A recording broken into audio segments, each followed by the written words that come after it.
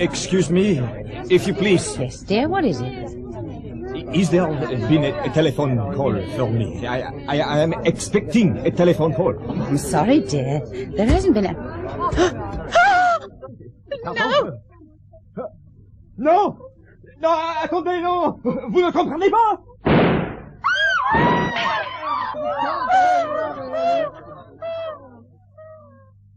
We present Tony Osoba as Inspector Stranger in Stranger in the Dark by Robert Garrett. Stranger in the Dark. It shouldn't be allowed, that's what I'm saying. I'm saying it should not be allowed. I mean, look at that mirror. Shattered. Shattered. Is that fair? Is it? It's most unfortunate, sir. Can you tell me if you ever saw him before? I'm referring to the man who was shot. Never. And that's another thing. I'll be frank. It annoys me. It really does. I mean, why this pub? I mean, a regular, let's say, for example. But not that I'd want it. I'm not saying that. But suppose, for example, one of your regular customers was shot. At least you could say to yourself, you know what I mean? What do you mean, sir? Like, well, he had it coming. I see. Do you? Do you see? The point is, I'm obliged to look at this from, well, a business angle. It was awful. His face. His poor face. About 5 feet 10 inches tall, you say, sir? Black hair, dark glasses. No, just a moment, Sergeant. Just a jolly tick. You're trying to put words into my mouth. Now, as it happens, unfortunately, as it happens, I didn't see any. Not a dicky bird. Simply having a drink. Simply having a drink. You had your back to the killer when he came in? Precisely. How did you react when the barmaid screamed? I don't remember her screaming. I'm afraid I didn't take much notice. Now, look, Sergeant, if you don't mind, I am rather late for a social appointment, and, but quite honestly, I don't But you turned round after the gun was fired. Well, I may have caught a fleeting glimpse. Certainly no more. Every little helps, sir. Did you notice the sort of clothes the killer was wearing? Do you remember the colours? I shouldn't like to swear to that. We're not in court, sir. Black. A black velvet suit with, well, now I come to think of it, rather wide lapels and a red tie. Red tie. Good. That's very good. And, it's hardly worth mentioning, really. Black leather driving gloves. Did you see the car? One of those Japanese jobs. Rather a neat little saloon. As a matter of fact, I've been thinking of getting one myself. The colour? Red. What about the driver? Did you catch a glimpse of him? No. There I can't help you. Look, does this wretched business have to go any further, Sergeant? How do you mean, sir? Well, the trouble is my wife. Look, I know it sounds ludicrous, but actually, I'm supposed to be in Potter's Bar. Oh. Why? Customer, double glazing. Well, not really, you understand. Well, I'm afraid that's something you're going to have to sort out for yourself, sir. This is a murder inquiry. Where's Inspector Stranger? Been and gone, sir. Been and gone? Been and gone? What the devil's going on? Sergeant? Sergeant Gregory! Been and gone. Oh, good evening, Chief. They call you at home? Yes, damn nuisance. I just got zebra with a Z on a triple letter. What's going on, Sergeant? Have you seen outside? Press and television people everywhere. You get no peace tonight. Place stinks of vomit. Where's the body? We shifted him into the landlord's kitchen, sir. And where's Stranger? That's what I want to know. The inspector had something he wanted to check out. Dr. Hamilton's still here. I'm glad someone is. Evening, Eric. Hello, Chief. Is this the... Not a pretty sight. Oh, I dare say I've seen worse. As you can see, the first bullet entered here, tearing away most of the stomach tissues. Death would have been instantaneous. The second bullet took away the left side of his face and lifted this section of the skull. Skin beginning to turn cold. He's starting to stiffen now. We haven't made any identification yet, sir, but one of the witnesses thinks he may have been French. Oh? Clothes look shabby. Heels worn down. Any money on it? No, not much. Couple of quid. It's reasonable to assume from the condition of the hair and the skin and the fingernails that the man had been living rough. Though he had shaved recently, and there's no infestation of lice. And nothing to identify him, Sergeant. No wallet, papers, bills. Oh, just a pair of gambling dice, sir. Silver dice. Silver dice? Doesn't make sense. Chap down on his luck. Badly dressed. Sergeant. Sir? See the ladies get an escort home. Oh, and make sure all stations in the London area have a description of the car that was used. That's already taken care of, sir. I'll see to the ladies. Oh, bad show, Eric. Damn bad. I wonder where that devil stranger's got to. Oh, slice the beggar. Oh, yes, Harold. Bad luck. You're in the rough. Spoil my concentration. You watching? Don't like people watching. Listen, Inspector. Mr. Stranger. I come here to be alone. Get away from all the bustle and bother. I don't come here. You'll excuse me saying so, I hope. But I specifically don't come here to talk to coppers. Oh, I know that, Harold. And I feel bad about it. Disturbing your leisure time. 12 hours a day I work. 7 days a week. Pouring through the kind of stuff, most of it'll make you weep.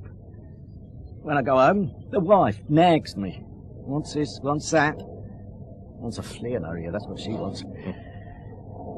And my boy. 3,000 quid so he could buy a sports car. A sports car, I say. Same as my friends, he says. He says. Oh, yes, I say. Who are you running around with, then? He's at Cambridge now, did I tell you? You did mention it, Harold. Well, then. 3,000 quid. And I don't want to hear all that old guff, he says. What old guff? About how you never had it, he says. Ah, what do you do with it, Mr. Stranger? I ask you, what do you do? I started with nothing. I've had to scrape and save and struggle for what I got. Oh, I know. I know you have. How is the pornography trade these days, Harold? I heard things were a little tight. Ah, you know the way it is. Too many people wanting too much too soon. Squeezes liquidity. Leaves you nothing to plough back. And the mail orders get more trouble than it's worth. See, what happens? Suppose someone wants something frisky, right? Right. Yeah. They just pop round the corner newsagents, don't they? Oh, look at that. What bottom stinking lousy rotten luck. I'm landed in the middle of a gorse bush. You'll have to forfeit a shot. Perhaps. Here, perhaps I could give it a nudge, eh? Shake the bush a bit. What are you after, anyway? We've had a spot of trouble, Harold. Oh? Gunman walked into a pub on the Fulham Road and shot someone. I've been thinking. I racked my brains, but I can't think who might pull a job like that. A professional job, Harold. Nothing left to chance, you know. When was this? About an hour ago. Bloody hell. That's exactly what it was. In front of a lot of ordinary people, too. This is something which surprises me, Mr. Stranger. I'm genuinely shocked.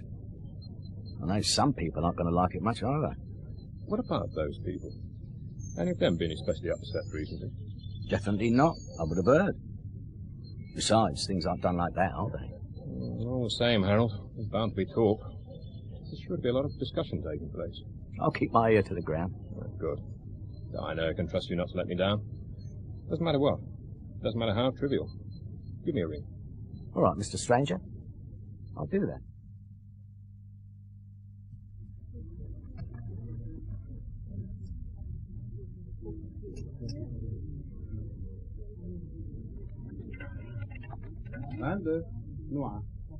It's a simple question. Where were you? I'd better call my solicitor. Okay, fine. You want to make it official? Fine. I'll ring back the station, ask them to post me a warrant. Look, what is this? I'm a busy man. Busy. You think I got time to run on down to Fulham Road, blast someone, then dash back here? Who said anything about the Fulham Road? What? It was on the radio, wasn't it? Hey, you! I don't want wrangles. The Croupier's decision is final. But it was my bet. I'm telling you my bet. I want to see the men. Either shut your trap or get out. I'm not having wrangles. This your lot from Weybridge. I insist upon seeing the manager. I am the bloody manager, aren't I? Deborah, where is that girl? Deborah, get this gentleman his coat. He's leaving. You haven't heard the last of this. I'll report you to the authorities. Go on, get off before I get knocked. I'm sorry about that, Inspector. Even a club like ours gets the occasional fracas. Well, not at all, Joe. I thought you showed great diplomacy. So I did. Well then, where was we? Down the Fulham Road. Not me, Inspector. I only know what I've just heard. Oh, yeah. What? This is serious, Joe. Really quite serious. I know that. I'm not thick. But you're telling me you didn't hear anything? Nothing at all? Look, Inspector, now and then I might hear something. I might hear someone has done something to annoy someone else. And then there's bother. But this is not that. This is different. Why? You know why. Look, tell you what I think. Just my opinion, but what I think, it's political. Oh, you've been watching too much television, Joe. Perhaps I have, but that's what I think. It's not enough. Well... Oh, I mean it. This business tonight, it really has upset a lot of people. And these people, they come to me, they want an answer. Any kind of answer I can give them. Let go my arm! I'm not having public executions, not in this city, you understand? Yes! I'm not having it. So you ask around, Joe. Because someone is going to get nailed for this, and I think you'd better make sure it's not you.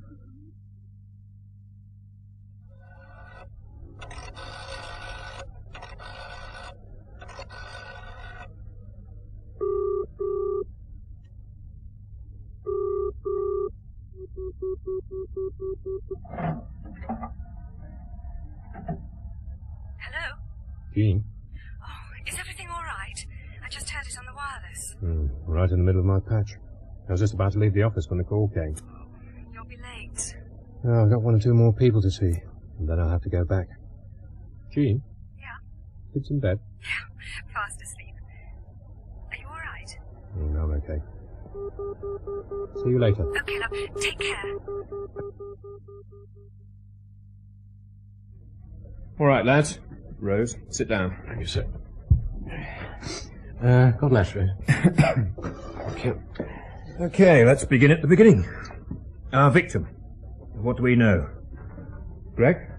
Well, a man in his middle 30s, 5 feet 6 inches tall, weighed less than 9 stone, badly dressed, not much money, no identification papers, possibly French. Why French? The barmaid, she said he spoke with a funny accent. And another witness, hang about, I've got it here, give it to you verbatim. Yeah, he shouted something in French just before it happened, something like, I don't understand, or you don't understand. Rose? Barmaid remembers him asking about a telephone call. Was he expecting a telephone call? Was there one? No, sir. Dick, you have anything to add? Well, only, that is, only what we, before you came in, sir. The man, there were 2 men, weren't there? One with a rifle and the other one who drove the car. What we were saying, before you came in, sir, was, we were saying that they knew, these 2 men, they knew exactly who they were looking for. It seems. It looks like that, and, they knew where to find him. Obviously. What do you make of it? Well, just that it was everything planned, and the one who was shot because of the telephone call, someone crossed him up, someone who he probably... Well, no, he must have done. Someone he must have trusted. Well, a bit, anyway. Tell you what bugs me? Well, this was a gang murder, a job done by professionals, and not local. It's too brassy. The boys have never operated in this one. So? Well, I'd say we were dealing with a foreign mob. Perhaps that's what we're meant to think. Any other suggestions? I can't think of anything. No. Okay. Rose, I want you to get on to Interpol and the Paris police. See if they can come up with anything. Right, yes, sir. Dick, follow the usual form. Get some men from the DI and start calling upon a few of our friends. Press them hard. Shake them up. I want them shaken up. I want them feeling fragile. Yes. And Dick, thanks for coming in. I appreciate it. Oh, that's all right, sir. with Barry being on holiday, I thought I was thinking... Go and do your worst. Yes. Oh, the chief wants you to ring him. What sort of mood was he in? Not happy. That makes two of us. Oh, okay, Greg. It's been a long day. Go home and get some sleep. Perhaps things will look clearer in the morning. Chief? Something wrong, my lad. What? I was followed. When I left the office, followed home. Sure of it. Oh, why the hell? I don't know, my lad. One man? A car, small car, sports, what I saw. Keep your eyes open. Yes. That's crazy.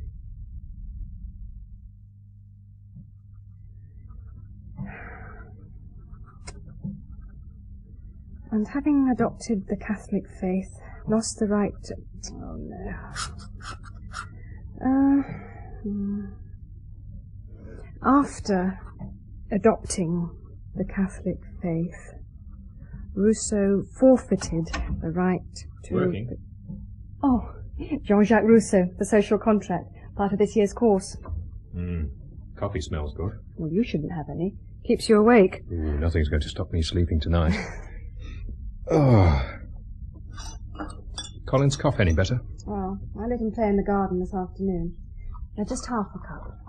Thanks. What was the final score? Oh, 109 for 2. Gooch was 50, not out. I was hoping to get along there on Monday. No chance now. Are you in tomorrow? Looks like it. This is a nasty one, Jean. We haven't even identified the victim yet. I put out a few feelers, spoke to some people I know. Not a murmur. Oh, something will turn up. Always does. Not always. The chief was in a funny mood. Oh, he would be. I don't think he trusts my methods of investigation. Doesn't believe in random selection. Is that your method? My method is to stumble around in the dark, praying for a gleam of light. Ah, the moment of Satori. What? Satori. Comes out of Zen. The moment of enlightenment. Oh, don't confuse me, love. I'm getting tired enough as it is. Come in. Morning, Chief. Press cuttings. We picked up a few headlines, my lad. Business last night. Must have been a journalist. What do you think? Oh, I don't know. Any callers? Oh, some damn silly woman with a Ouija board. I said to her, Madam, I am not narrow-minded, but experience has taught me that no substitute exists for hard work and scientific analysis. After she'd gone, I found a Zulu stick on my pipe rack. Oh, what? Zulu stick. African charm. Juju. Juju, Zulu. What damn difference does it make? Old damn nonsense. Had a pin sticking in its bottom.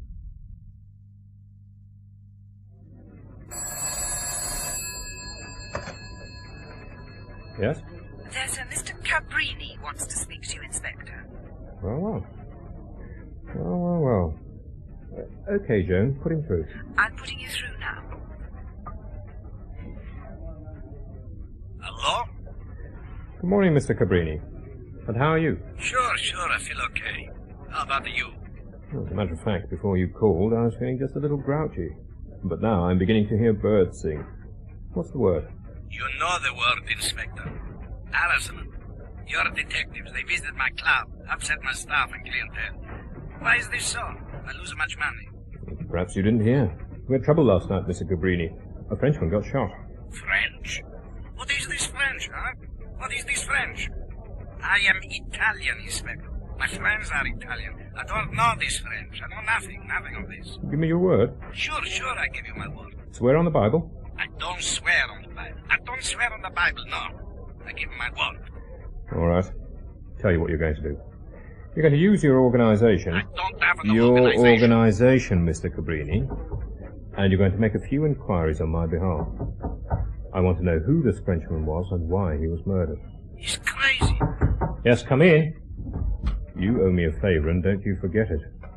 Hi, good morning, Rose. Formal acknowledgement from Interpol, sir. Thanks.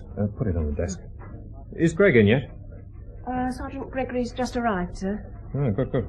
Anything from the Paris police on the telex? We should hear from them later today. I also thought, since we have telex communications with Lyon and Marseille... You got in touch with them? Yes, sir. Oh, good girl. Should have thought of it myself. Right, this is what I want done. Check the artist's impressions are ready and start hawking them round the hostels. Not just the hostel, but any cheap hotels or boarding houses you know of. Take Cadet Megson with you. Give her a chance to become familiar with some of the groundwork. Yes, sir. And send Greg in, will you? Yes, right. Yes? Gentleman won't give his name, sir. Insists on speaking to you personally. Ask him what it's about. Yes, sir. Oh, morning, Greg. Morning. Take a seat. I've got the ballistics report and the morning papers.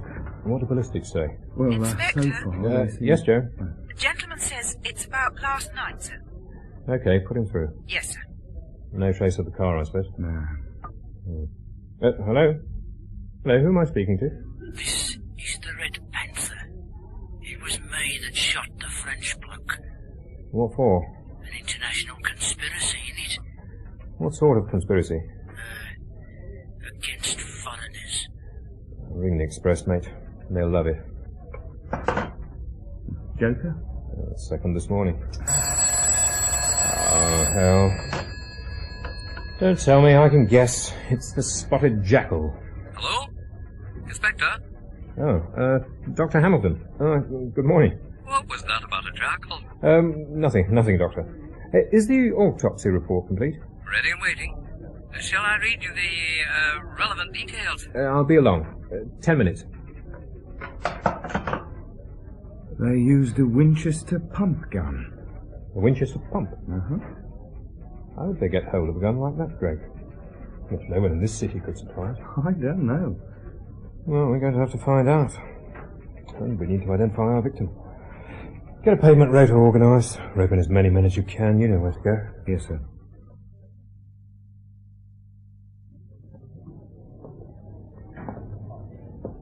I was able to examine parts of the stomach wall. Our man hadn't eaten in the previous 24 hours, or touched alcohol. Was he a drinker? Oh, some deterioration of the liver, slightly above par for the course, even for a Frenchman. More interesting, perhaps, was the evidence of gonorrhea, quite far advanced. By that I mean 4 to 5 months. Oh, and there were porcelain crowns on his teeth, something I failed to notice last night. Curious.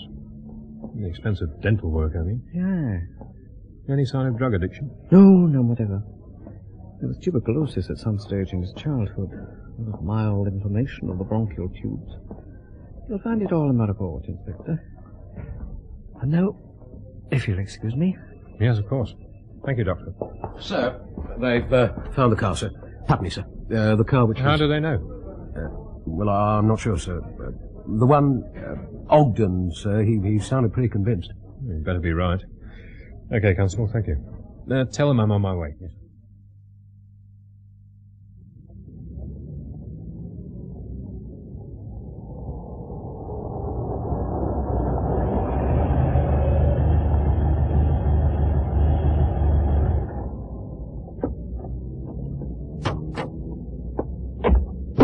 See for yourself. It's parked just off the high street.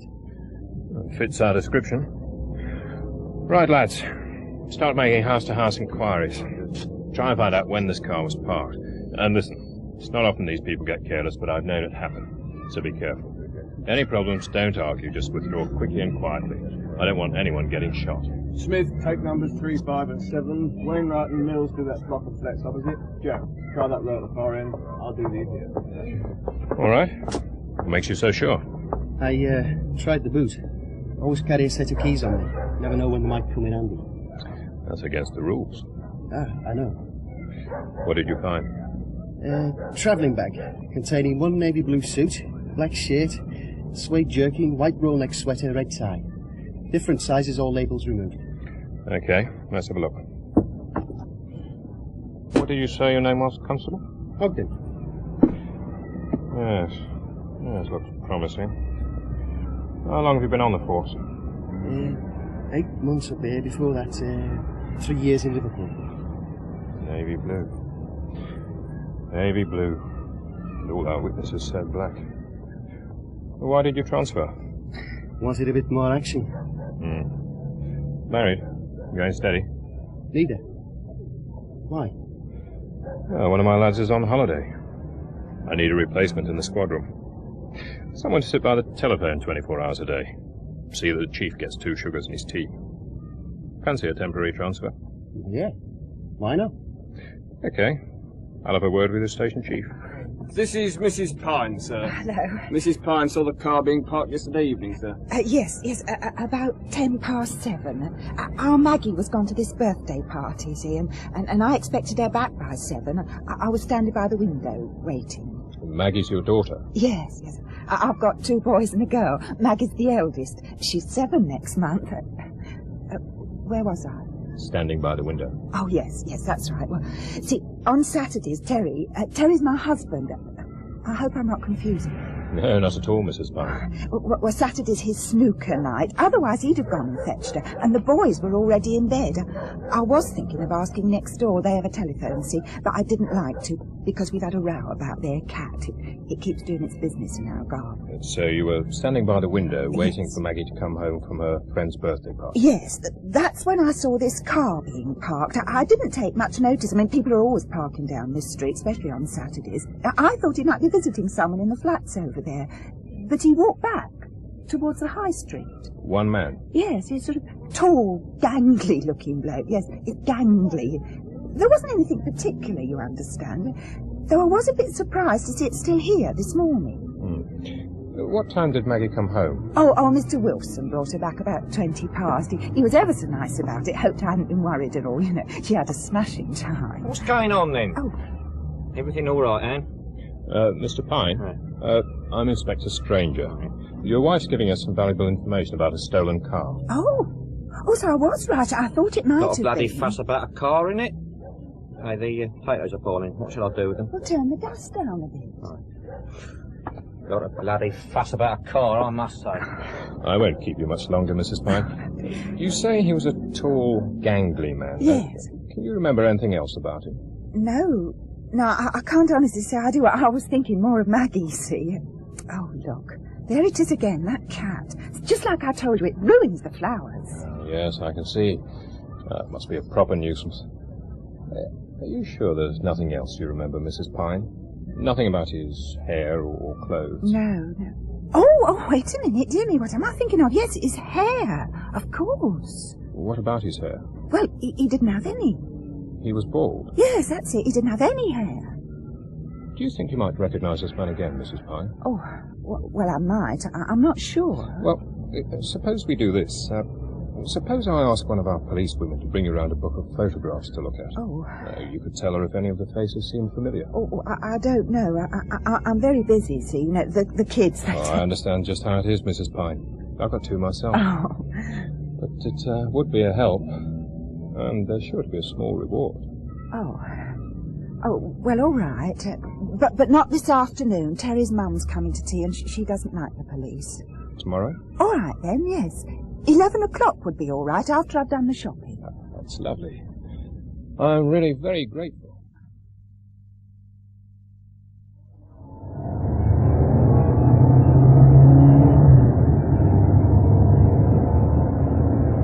Minutes, say 20. During which time they knock someone off, stop somewhere to change their clothes, split up and go their separate ways. Could have changed in the car, I suppose. Possible. Not likely.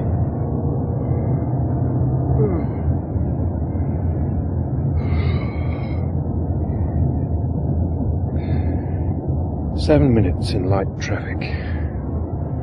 Leaves them 13. Long enough to stop off somewhere. Okay. Assume they planned their route in advance. Knew exactly. Well, they would have. All right. They come down past Chelsea football ground, either continue along Fulham Road, or turn into New Kings Road. Across the bridge at Putney.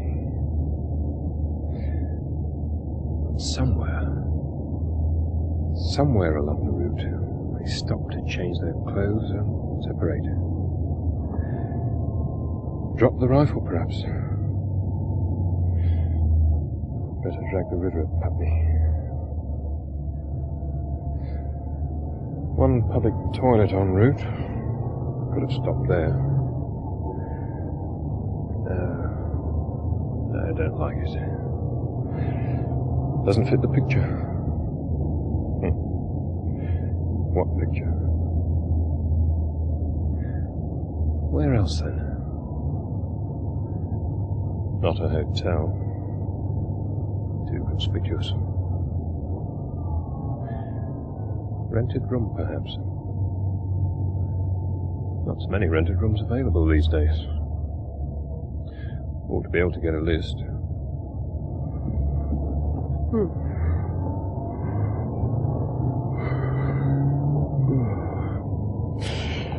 Okay. We draw a line. A radius within, say, half a mile of where the murder took place. Comb the whole district. Short of men, though. Have to speak to the chief. Hello. It's starting to rain again. Foxtrot 4. Foxtrot 4, come in, please. This is Foxtrot 4. Go ahead, Dick. Message from Marseille police, sir. Positive identification of victim. Name Rene Pacow. That's P-A-C... Not over the air, Dick. Oh, sorry, sir. I've asked Marseille to forward all details, sir. Right. Call everyone back in and get in touch with the chief for me, will you? I need to speak to him.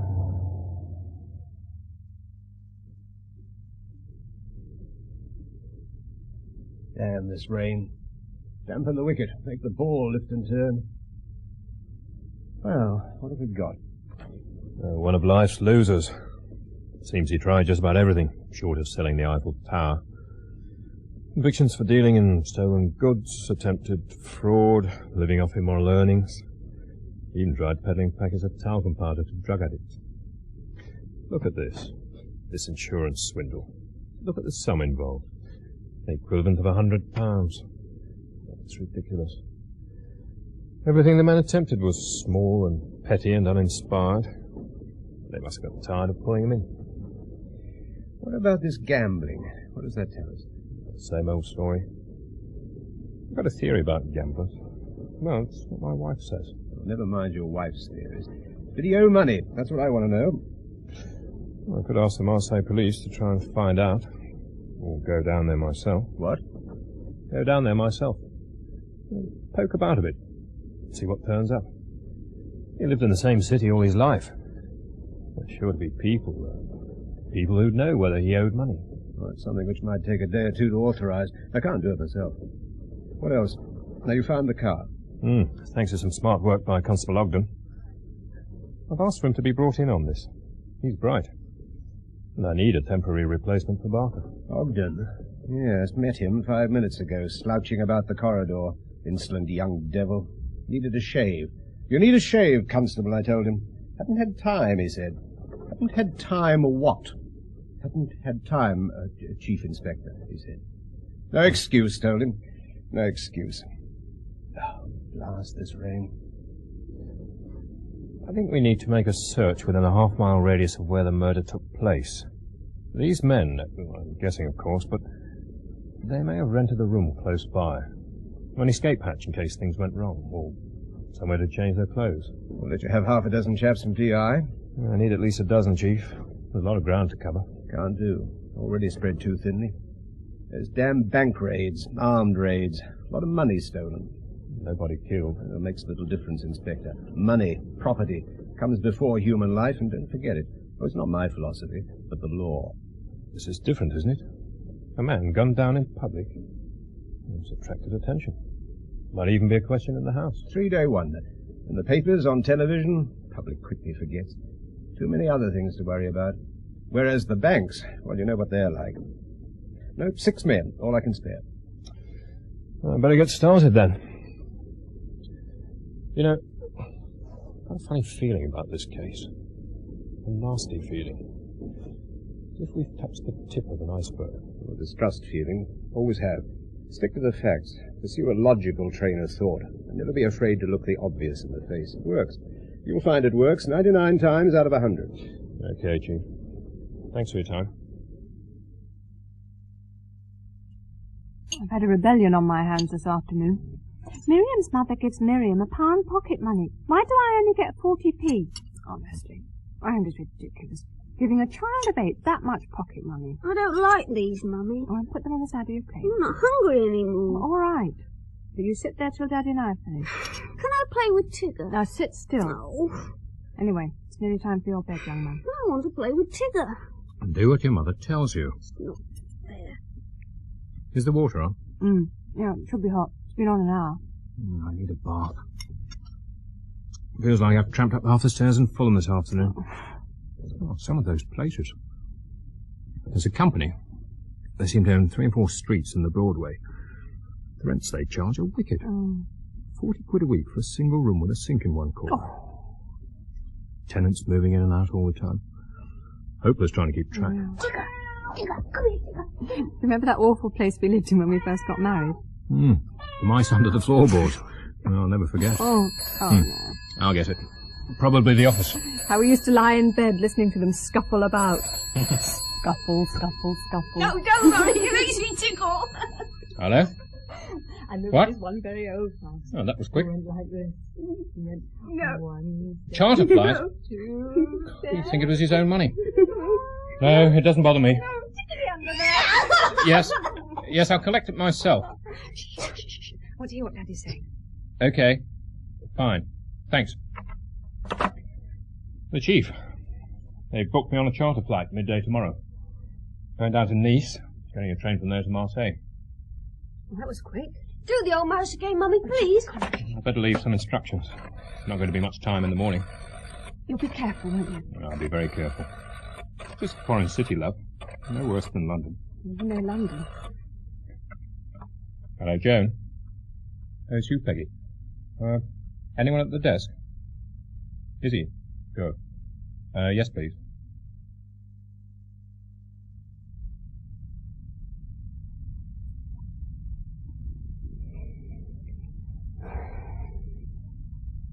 Darling. You asleep? I was.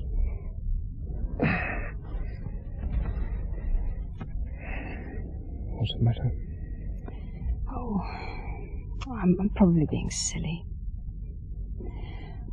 I meant to tell you. There was a car. What? He was parked near the house early this afternoon. And there was a man.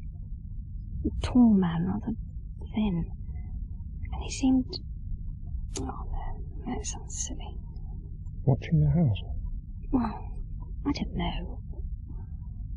How do you know he was tall? Just an impression, I suppose. Did you get the car number? Yeah, I wrote it down. A piece of paper's in my apron pocket.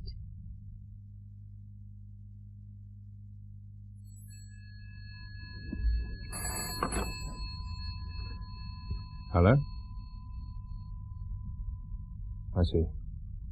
Thank you. Well? False number plate. Listen. What? You'd better take the kids away for a few days. Take them to your mother's. Why? Till I get back. For heaven's sake. What is it? I don't know. Someone. Something. I don't know.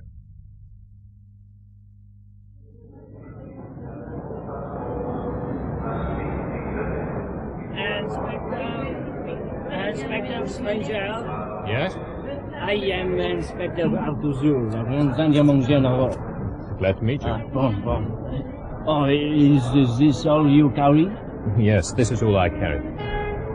But with the English, always an umbrella, no? well, not always. Is there somewhere we could sit down for a few minutes? I'd appreciate a glass of beer. Of course, no problem.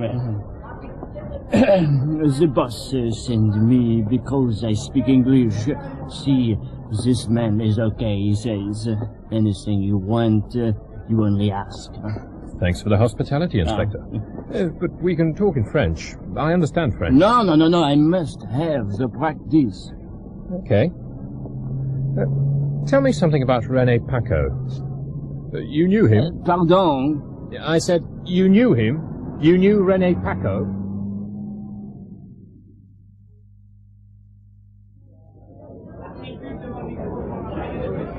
Paco, yes. In English, you would say jack of all the trades, yes? Yes. I pinch him twice. One time he's bouncing checks. Second time he's more serious. He pushes pills in the discotheque. Bad stuff.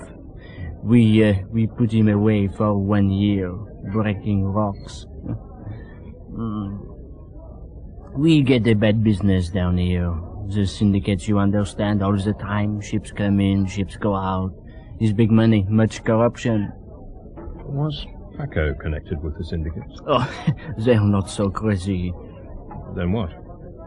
How can I say? You want more beer? Maurice, de Pierre? Let me say like this. The syndicates, these are big sharks, yes? Very big, very dangerous. Paco is the little fish. He swim in the eddy. Eddy? Oui. He takes the scraps which the shark don't want. Merci, Maurice. That's also very dangerous. Perhaps it is, but he understands the habits of the shark. He knows, how would you say, to make not seen. To make himself invisible? Sure. There are many like this. I see. So you don't think he got himself in trouble with these people? No, he would not do this. Did he owe money? Much money? No. A little money, perhaps. We all owe a little money. He gambled? Yes, but people don't lend to him. His credit was bad? Exactly. His credit was bad. He had no credit. I see. You must understand, this was a very foolish fellow. After he's come out from jail, I'm hoping he has learned something. For a little time he's more careful. He becomes a manager for 2 girls. You understand? So. I see him at the nightclubs. He's wearing the snappy clothes, smoking a fat cigar. He shakes my hand, buys me a drink, makes a joke. Naturally, I know what he does, but his old game. I am not, how would you say, missing sleep because of this. I turn the blind eye. But with Paco, nothing is good for much time. He fight with his girls, all is finished. The last time I see him, he is without money. His face is long and very sad. I give him 10 francs. When was this? 3 weeks, 4 weeks, perhaps longer. And what about the 2 girls? Are they still working here? Only one, Ellen Tivoli. The other, I think, has gone. Gone? Yes. Oui. To Lyon. I'll ask what your feelings were. Were you... Did it surprise you when you heard of Paco's murder? It's very difficult to say. Paco, he understood how to survive. He's always having problems, but nobody hates him. You understand? Yes, I understand that. But there is something wrong inside his head. The cognitive process is wrong. He does not learn from experience. He makes the old mistakes. So, I think this, but it's the same with many people now. Were you surprised? When a man is murdered, we may always find the reasons. It's a cause and effect. Our character holds the secret to our fate. You see, I am the philosopher. Something I've often thought about. But is our character determined by our upbringing? Oh, I think so. Is habit, making good habits and bad habits. You know, the people who can't like cruel children. Well, I ask myself, what hope exists for them? They know not how to love. But is it everything? Or can the lame take up his bed and walk? Is a religious question. Yes, I suppose it is. You manage another beer? Ah, sure, I get it. No, my rod. 2 bières, s'il vous plaît. Oh, it's been a long day. Oh, I forget, you have come far, you are tired. No, I feel wide awake. Must be the change of air. Merci, monsieur. I'd like to see this girl, Ellen Tivoli. The girl you've told me about. Now? Well, I can drop my bag at the hotel and go on from there. It's what, not yet 10 o'clock. No, it's better that you sleep. This girl, she may be anywhere, but in the morning you can find her at the Hotel Moderne.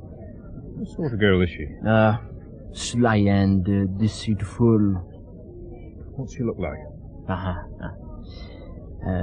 Let me say this. She does much business.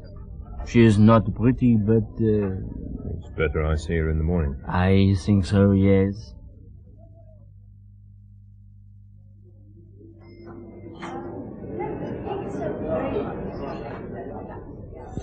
These terrible sauce bottles. Why are they always clogged up? Chief Inspector? I'm not here. I'm having my lunch. I'm sorry to disturb you, sir. The rifle's been found, sir. Oh, good. In the river at Putney. Excellent. Any word from Inspector Stranger yet? Not yet, sir. I'll let you know as soon as there is.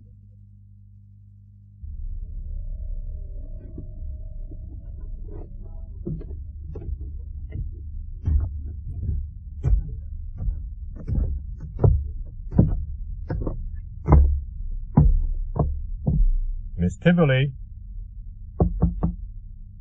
Miss Tivoli? Just a moment.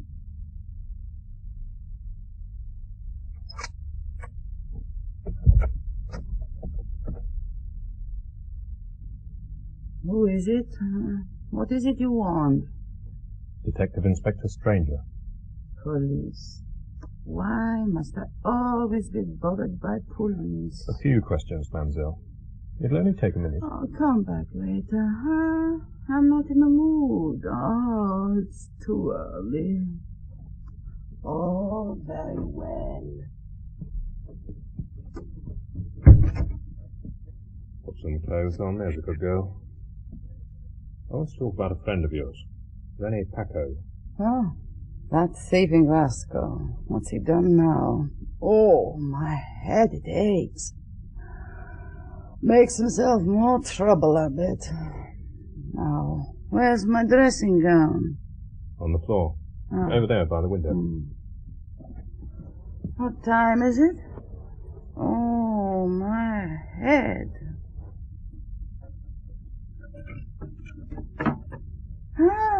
Another hot day. Yes. Another warm one. Where are you from? From London. Yes. Don't mind if I get back into bed. My head aches. It's too early. Throw me a cigarette, will you? I can't think properly without a cigarette. Merci. When was it you met Paco? 2, 3, yes, 3 months ago. Where? Oh, you would have to come at a time like this. Let me think. Yes. He came into the bar one evening, the place across the street. I usually stop by there for a coffee before starting work. He carried a camera and boasted about being a photographer for Playboy magazine. You know Playboy? Yes. They all say something or another, one story or another. What do I care? I told it to go away. I was already in a filthy mood because of the concierge. But I pay my rent, don't I? Is it any business of hers where the money comes from? Nasty old witch. And she never cleans the stairs. She's supposed to. You can sit down, you know. Just throw those things on the floor. What did Paco say? Oh, he said he had an idea which I should consider. A clever plan for getting rich and all perfectly respectable. He had a friend, someone he knew. Oh, well, never mind that. The idea was to start an escort agency for businessmen. You agreed?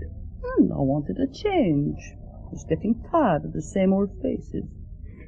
So, what happened then? Paco rented an apartment on the Boulevard de la Main. Oh, quite a swanky place, I must admit. There was another girl as well. She called herself Aloise, but that wasn't her proper name. No, I never found out her proper name. Anyway, we take them back there. Your clients? Yes. But this is what we didn't know. Paco, the filthy swine, was hiding behind one of the mirrors and taking photographs of all that went on. No wonder he was laughing at us. Diaphanous glass? Can you imagine it? Stooping so low. What did he do with these photographs? Well, how should I know? But they weren't in Playboy because I looked. What's he done, anyway? He's been shot. Dead? Yes. In London? Yes. My God. You don't know who did it, then? Not yet. Can you tell me, why would he have gone to London? Oh, I don't know, I swear to you. I once caught him pinching money from my handbag. Oh, did he owe money? Oh, he never stopped gambling. It was all or nothing with him. When he won, he would spend, and when he lost, he would try to borrow from everyone he knew. These clients of yours, the businessmen Paco arranged for you to entertain, were any of them English? Oh, there were some foreigners, yes. Germans, Americans, English too, I think. Yeah.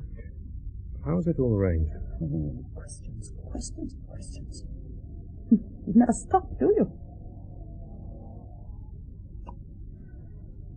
Oh, he was friendly with a porter at one of the big hotels.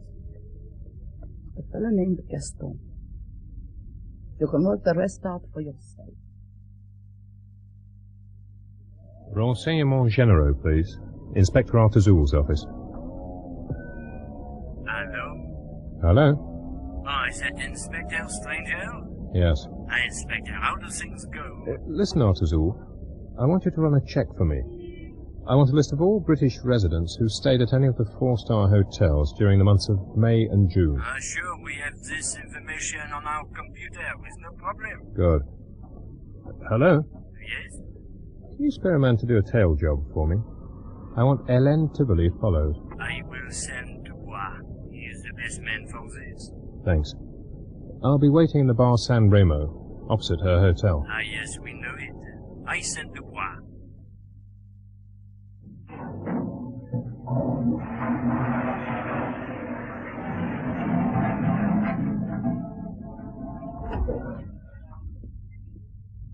Excuse me, monsieur. This is the staff room. Guests are not permitted to the hotel staff room. This is for the staff, monsieur. I know, Gaston. Who are you from? I don't see you before. If you're from Diderot, I already settled. I already paid the 500. Who's Diderot? Wait a minute.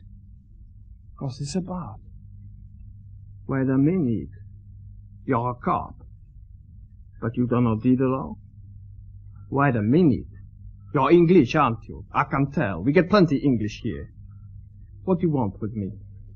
I've been told you can fix me up. Fix? How? What way? Fix? Come now, Gaston. Let's not waste time. I know all about the racket you and Rennie Paco were working. Paco? The killer bastard. I don't know what you're talking of. Come now, we both know what's been going on. You can't prove none of this. Don't be childish, Gaston. You don't have to prove it. Not to make your life uncomfortable. Look, I swear to you, I haven't seen Paco in a month. Besides... Yes? Well, what is it to me? If one of the hotel guests, any one of them, you know, should say to me, "Hey, Gaston, when do we get some fun in this city?" And I reply, "Okay, I know a fellow who can put you onto a good time." Well, what's in it for me? 10 francs, 20 francs, maybe another 20 from Paco? Is that wrong? Does that make me a criminal? I got a wife. I got 3 kids. What do you think? You think these people are so generous?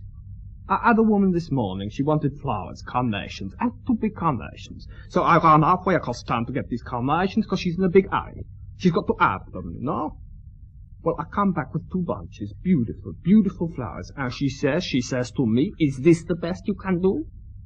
Doesn't trouble to thank me, just turns away. You see, that's what I am to these people. Dirt, nothing but dirt. Want to make a statement? What? A statement. Back at the prefecture. About your association with René Paco. I see. I know you now, I see. Gaston, if you give yourself a kick, it's no good grumbling afterwards. You were associating with a known criminal. You involved yourself in a prostitution racket. For all I know, you might even have helped Paco blackmail these people. Blackmail? What are you talking of, blackmail? Ah, you disappoint me, Gaston. I've always had a lot of respect for hotel workers, for people in your profession. Know why? Because they have a keen insight into human behavior, a quick understanding. But you're telling me you didn't know what sort of person you were dealing with? All right. Okay. I admit I have my doubts. Then why? Why? I needed the money, of course. Why else? You owed money? To that bloodsucker Diderot. 2,500 francs. Who is this man, Diderot? Where do I find him? He runs a poker game. Different places about town. One day one place, another day another place. You gotta know a number. Look, I'm telling the truth. I wasn't involved in blackmail. Okay. Let's start again, at the beginning. Tell me all you know. If you're honest with me, I'll be fair to you. Now that's reasonable, isn't it? Chief? Yes, Sergeant Gregory, what is it? Well, could I have a word with you? It's about the rifle, sir. I asked around. Yes? There's only one group of people might use such a weapon. Who? Secret Service, sir. Security branch.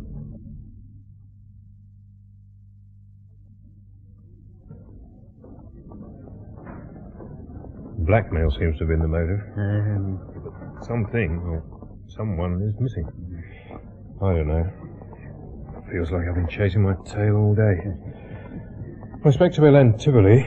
Well, you know that. And she put me in touch with the porter at the hotel. He, in turn, mentioned Henri Diderot. Ah, you meet Diderot. What can you tell me about him? After you, Inspector. Thank you. Would he have a man murdered? Oh, he would have a man hurt. The figures you understand, or perhaps the legs. But murder, no. For Diderot, murder is the bad business. Anyway, I found him fixing bets in the back room of a bar, over in the immigrant quarter. At first he wouldn't say much. Then he started grumbling about some 50 francs Paco owed him. After a while he gave me another name. The fruit seller, Vecchio. Ah, yes, we know him. According to Diderot, Vecchio and Paco were very thick for a time. But that wasn't the way Vecchio told it. He claimed he'd also lent Paco money and then seen nothing of him since. Anyway, cut a long story short, this Vecchio says I ought to visit a certain nightclub owner living out at Pointe Rouge. Ah, Bruger, yes. He makes the blue films. You say blue? Uh-huh. Blue films. Well, so I went out there. Here's a house built like Fort Knox, you know that. A couple of great Danes prowling about the gardens. Well, it took me the best part of the afternoon to get to see Brubel. And know what he tells me? He tells me I should talk to Hélène Tivoli. And Hélène Tivoli is gone. 1 hour after you are seeing her, she makes to run. First, she visits our solicitor. He is English. Practice here for years. A drink problem. Then she makes a Paris train. Our man Dubois, he follow. All the way. A good man, Dubois. He is telephoning me 1 hour ago. Well, the question is, where does it leave us? Very difficult. Here is the list you request. 187 names of British residents who stay in the 4-star hotels during May and June. Good. Some, I think, you need not to count. Why not? 34 come with a family. Another 9 is ladies. It leaves 144. 21, 2, 3, 23 from Gaston's hotel. Can I telex these through to London? We'll need to begin full inquiries into each man's background. Oh, sure, no problem. Yeah. Names, and more names. I don't know whether I'm coming or going. What about this solicitor Hélène Tivoli saw before she left? Anything on him? No, nothing. You want a pen? No, I've got one here. Somewhere. Hello? I'd better mark off these. Give them priority. Oui? Oui? Un moment. Speak of the devil. It is Hélène Tivoli, solicitor. He asked for you.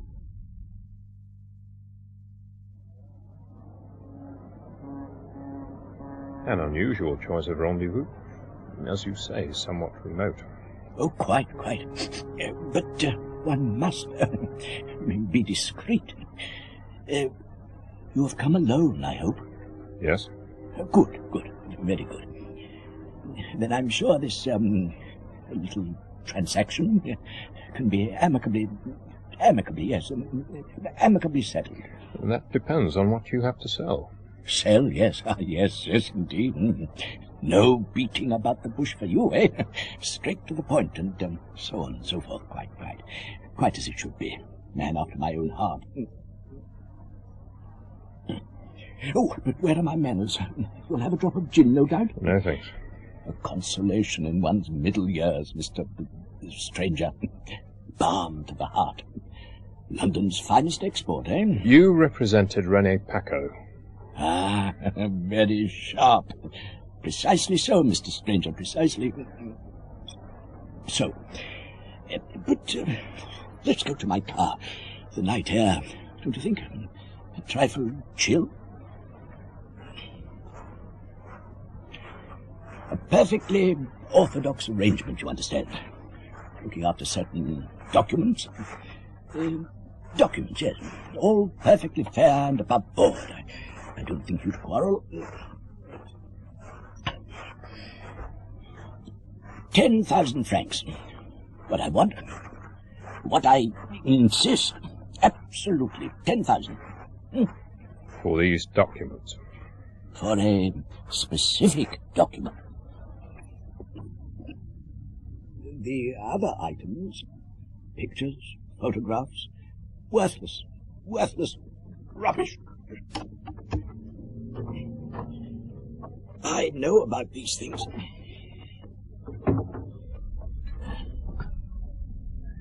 And this document, or a copy of it, was used in an attempt to blackmail someone?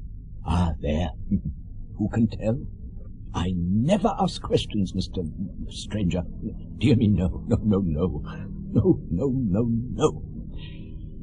But I can see you're a reasonable sort, and isn't this the way things should be? I'm a reasonable chap myself. Ask anyone. Anyone would tell you I am a reasonable chap.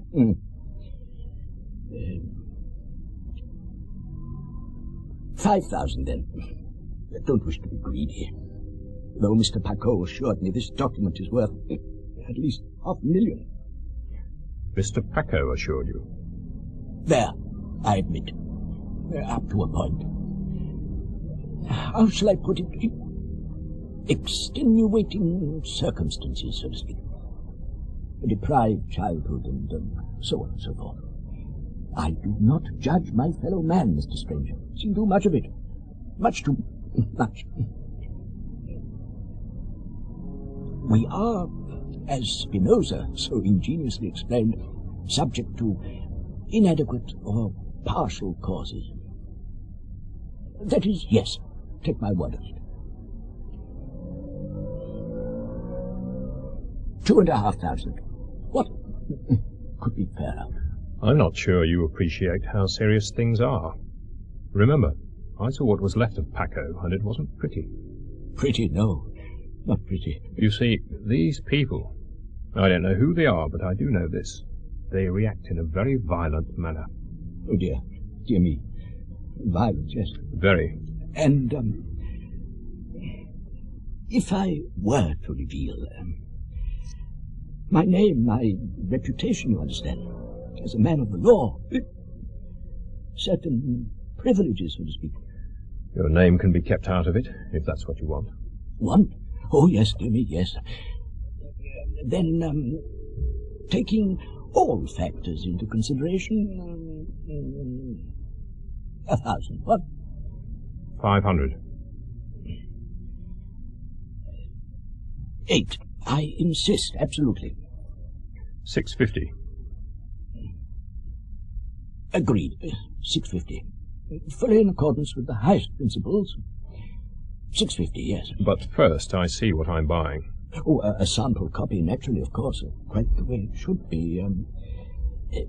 In my pocket. Here, yes. Okay, let's have a look at it.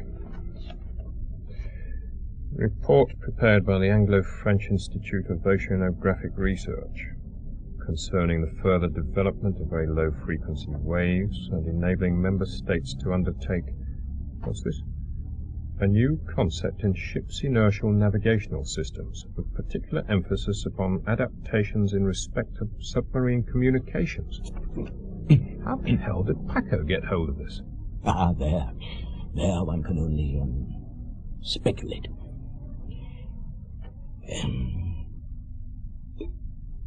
Supposing, that is hypothetically,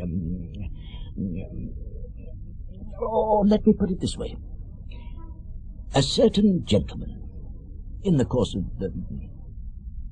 visiting a young lady's apartment, well, there you are. What? Oh dear, you're feeling me crass, but the money, you understand. All this. An optional extra, so to speak. You're a wicked old villain. I'll build it up to 1,000 francs, not a centime more. Ah, most generous, yes indeed.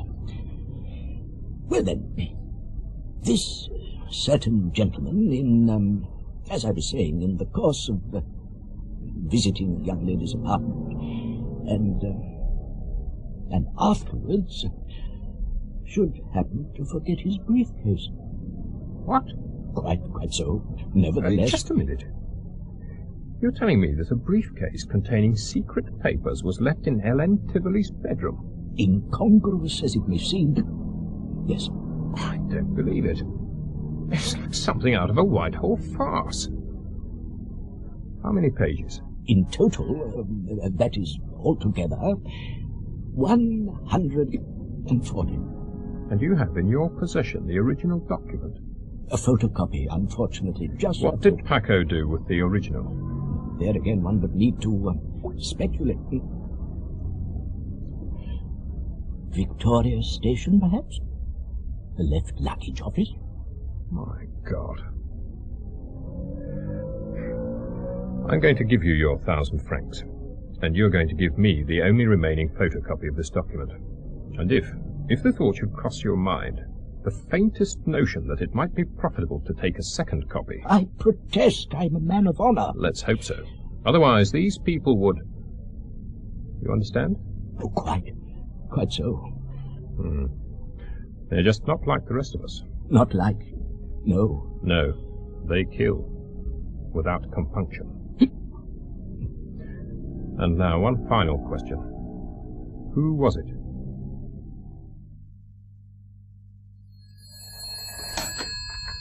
Renseignement General? Yes, he is. London. Oh, thanks. Uh-huh. Hello? Oh, hello, Greg. What's the weather been like? Has it? 234 all that? Well, not so good, eh? Listen, I got a name for you. Sir Peter Quigley. You'll need to draw a red card from the chief, then get across to Central Information. Yes, I want this fellow Quigley turned inside out. He might be our man. Everything, yes. What? Well, you'll just have to get him out of bed. And listen, you'll also need a special search warrant for a visit to Victoria Station, left luggage office. I know it's not easy at this time of night, but it's important. Okay. Nobody wants to get the chief out of bed. This is foolish. You don't know our chief. Yes, Greg. Yes, okay. Look for a briefcase or bag containing a 140-page typed report prepared by the Anglo-French Institute of Oceanographic Research. O-C-E-A-N-O graphic. No. C for cat. Well, how the hell would I know? You're tired. I'm tired. We're all bloody tired. All right. Yes, okay. No, I'll be getting the first flight in the morning. Yes, Heathrow. What? Yes, just in time for breakfast. See you then. Okay, let's get these forms completed. Right, where were we?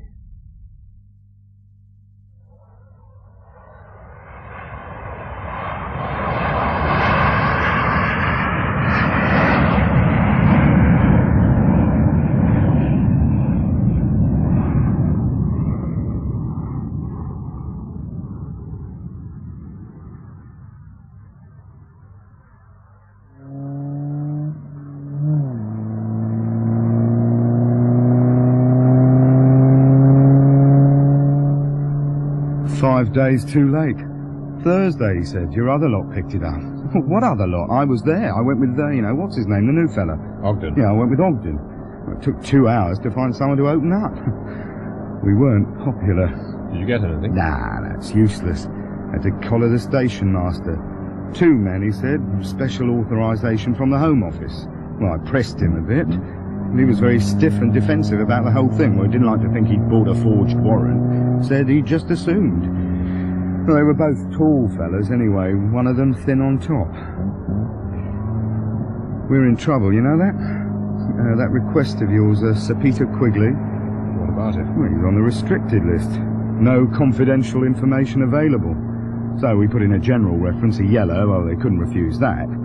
Within half an hour, the assistant commissioners on the line wanted to know the nature of our inquiries. Not a reassuring experience. The chief's worried sick. Never mind the chief. What did you find out about Quigley? Well, nothing much. Educated at Winchester, went on to Trinity, then Dartmouth.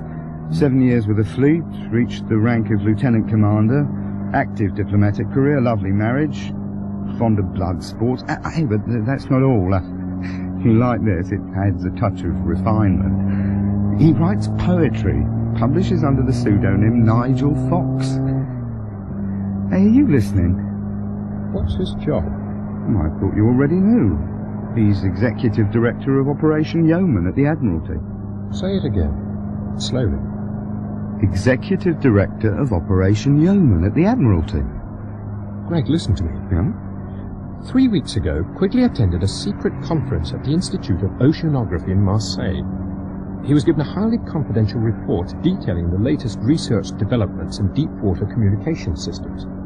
But before returning to London, he visited a local prostitute and left a copy of the report in her bedroom. Look, hang about a minute. I'm feeling a bit thick-headed. I mean, if this is a security matter, how come we're involved? And what's the connection between Quigley and our murder victim, René Paco? Paco got hold of the report. He came to London with the intention of selling it back to Quigley.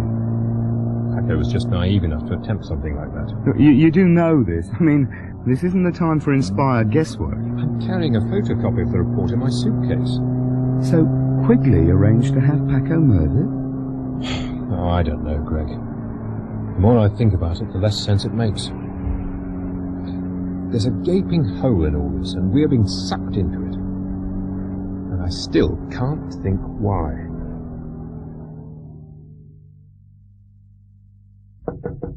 Come in.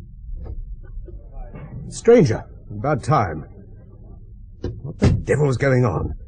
I had the Assistant Commissioner on the phone demanding an explanation. You put the cat among the pigeons, my lad, stirred up a hornet's nest. You're mixing your metaphors, Chief. Damn right I am. If ever a situation called for mixed metaphors, this is it. Well, sit down. You look worn out. Haven't slept a wink all night myself. This chap Quigley. Damned important, you know that. We're on a sticky wicket, my lad.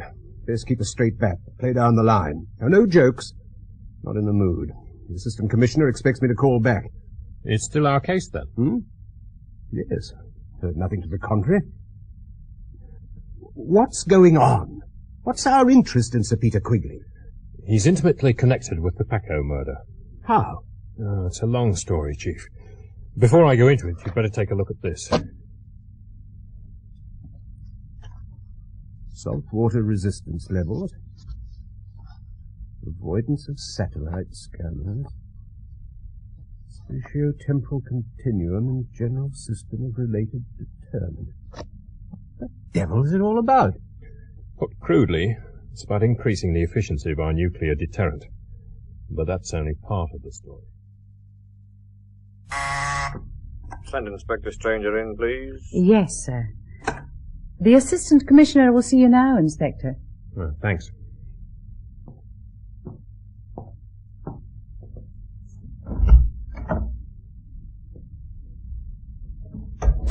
Inspector Stranger, you know who I am? Yes, sir. And this is Mr. Smith. Mr. Smith? Inspector? Oh, would you mind? No, not at all. I prefer to keep it informal. Do sit down, Inspector. Smoke if you wish. I don't smoke. Very wise. Now, I dare say you're wondering exactly what my interest is, but first, let me congratulate you on a splendid piece of detective work. It was imperative that all copies of the Institute report be recovered. We are, I think I may include the Assistant Commissioner in those remarks. The investigation isn't finished yet, Mr. Smith. Of course. You're thinking quite naturally.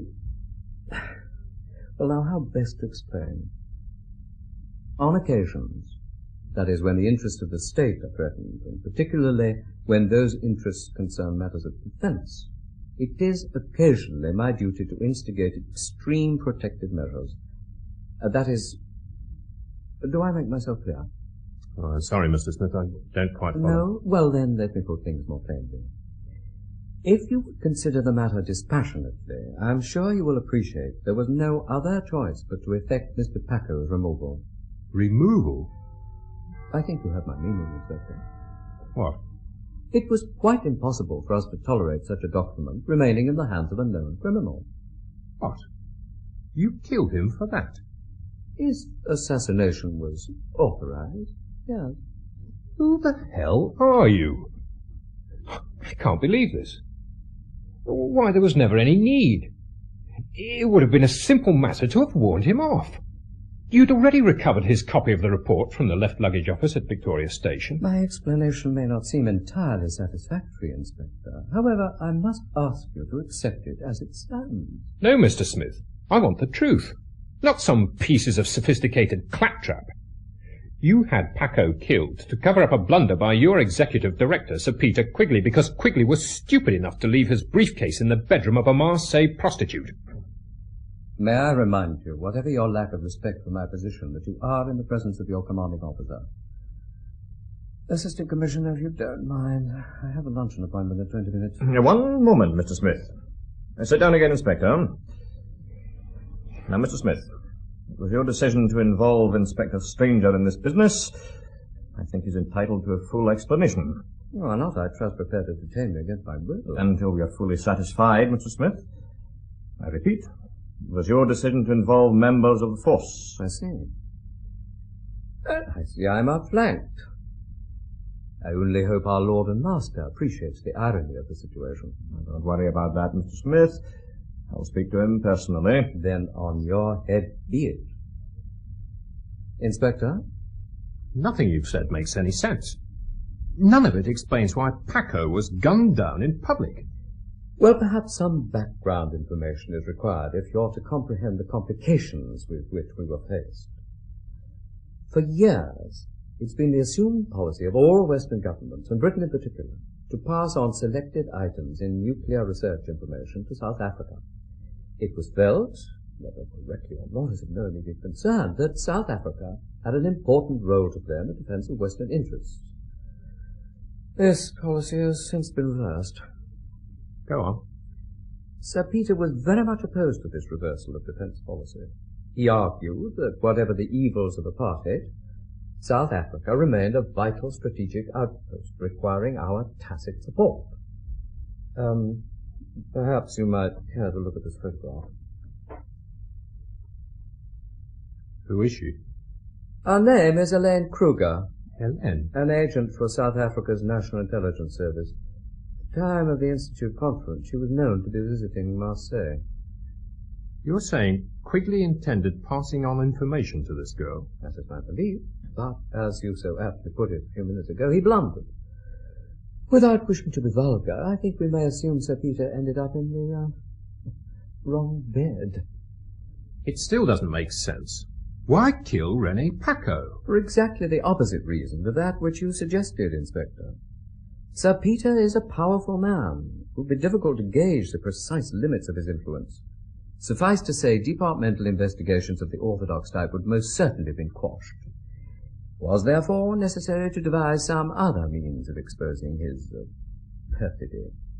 Paco was killed in order to open up a case against Sir Peter. As a pawn in your game. If you wish. Oh, this is madness. All of it. Why the public execution? Why cause so much unnecessary distress to those people who witnessed it? Maximum shock effect was considered essential. As things stood, we had evidence of incompetence, not proof of treachery. Paco's assassination and the press and television coverage it attracted sounded the alarm bell. It demonstrated to Sir Peter that we would stop at nothing. Can't you see that? It put a noose about his neck, one which he would feel tightening as the hours passed. When your department applied for a red card, his nerve finally broke.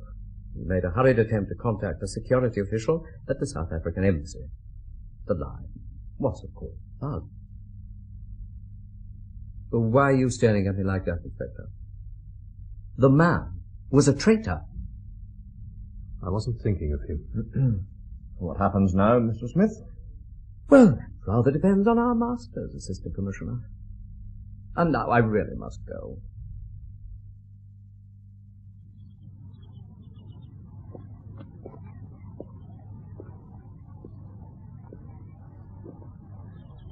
There you are. Your wife said I might find you here. Hello, Parkin. Hello, Chief. One or two small perch. Nothing worth keeping. Long time since I did any fishing. Last time, when was it? Ireland. Clonmel.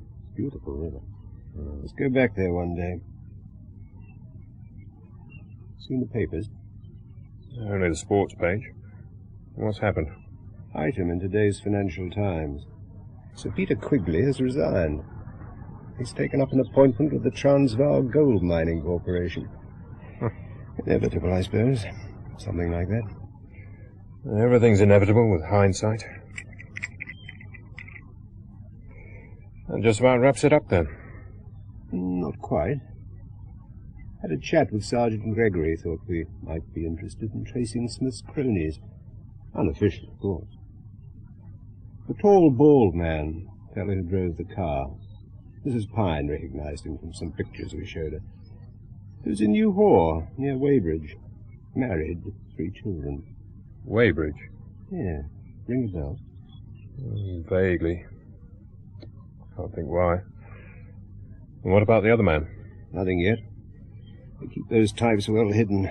Damn villains, the lot of them. We'll find him. Why, Chief? We can't touch either of them. Tidying up loose ends, my lad. Habit. Then again, these security people, they need to operate in the dark. You're going to blow their cover? Idea did occur to me. Nice, neat report passed on to the Home Office. Copy kept in our files, of course. Call it an insurance policy. I never knew you could be so devious, Chief. Have to be, my lad. Can't have these fellas messing us about. Oh, well, back to the office, I suppose. Enjoy your fishing. Yes, Chief. I will. Now, where did I put those maggots?